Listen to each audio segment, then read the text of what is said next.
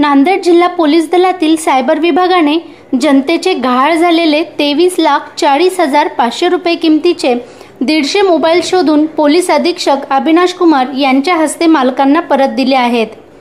नांदेड जिल्ह्यातील सार्वजनिक ठिकाणी, आठवडी बाजार आदी ठिकाणातून जनतेचे अनेक मोबाईल गहाळ होतात। या संदर्भाने पोलीस विभाग मिसिंग दाखल करत असते।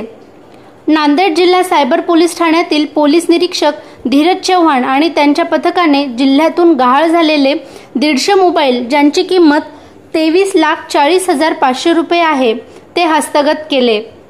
आज पोलीस अधीक्षक अविनाश कुमार, अप्पर पोलीस अधीक्षक सूरज गुरव यांच्या हस्ते ते मोबाईल अनेक मालकांना परत करण्यात आले। रहिवासी असून माझा मोबाईल शिवाजीनगरला येथे स्टेशनला जाते वेळेस चोरी गेला आणि नंतर मी तक्रार केली वज्राबाद पोलीस स्टेशनला। आज मला माझा मोबाईल परत मिळाला। नांदेड पोलीसचा मी आभारी आहे। धन्यवाद। माझे जुन्या बस स्टँड ते नवीन बस स्टँडचा प्रवास दरम्यान मोबाईल हरवला होता। मी देगलूर येथे कंप्लेंट केलं होतं, तर आज माझा मोबाईल मला सापडला आहे। धन्यवाद।